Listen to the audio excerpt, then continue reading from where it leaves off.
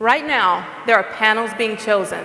There are decisions being made. There are speakers being pulled from a crowd. Right now, those people, those speakers, are not as diverse as we would like for them to be. We work within this space where we aim to serve the communities that are like the ones that we serve, but that isn't always the case. What actually happens is we end up in a space where there is all one type, one gender, one race, one idea, and there is danger in that. Now, just to be clear, unless you are in category other, we are not always a part of that picture. What about some person like Sarah Thomas? What about Corey Kerwin? What about Shayna Glass? Brilliant women whose ideas are often not heard and are hushed to a back corner while someone else gets the stage to share from their own classroom experiences. Our experts are mostly white and mostly male. You don't get to see women who are held as a stage as the creators and the innovators of ideas. There are mass problems, of course, with that when we get together as women, and what we get to talk about are not the work that we're doing in our schools, but we're talking about the lack of us in this space. But if we don't have those discussions, who does? That's a great and valid question. And so the person that said to me, diversity is not one-dimensional, I say, you know what? It isn't one-dimensional. It absolutely is not. It is not just race. It is not just gender or not even idea. But it certainly is not 1 in 50.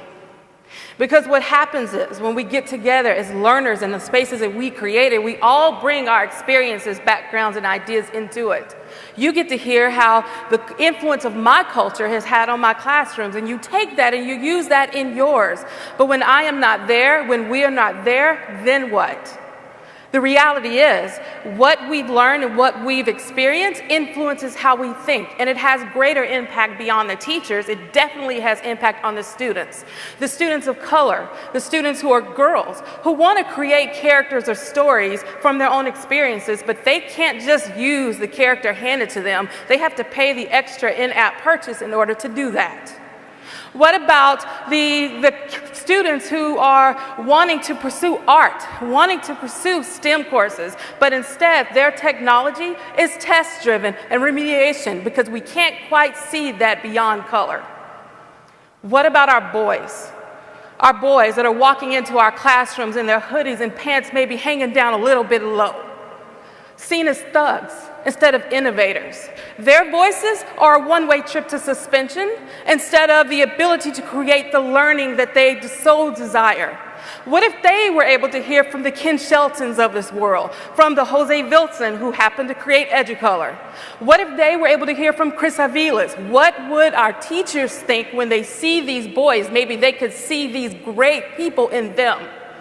Maybe my son wouldn't see technology and programming as a white in them, but he may see himself as it's possible for him to do it as well. That has to be possible, but it starts with us doing it. It starts with us doing it with intention. So I'm going to challenge you today, and I know everybody's doing that. I want you to go back and look in your schools, look in your offices, look at who is planning the events we go to. And don't just look at who's presenting, look at who is present. Widen the scope of your influence. Bring more of us into it because we have value and absolutely much to add.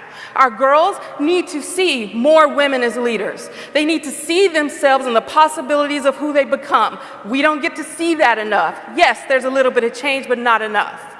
Don't include people in your decision making that want to punish a child whose background he can't control by not giving him the same access that you give the school across town. And then we need to look at our own spaces and paint them with the same reckless abandonment that a child who's painting his Easter eggs does. It seems that simple. It should be. And I'm going to end this now by saying that if we want real change to happen, it has to be with intent. It has to be by choice, not by chance. That's how diversity works. Because the reality is, we need to see us, they need to see us, because they will be greater than that when they are allowed to see it. Thank you.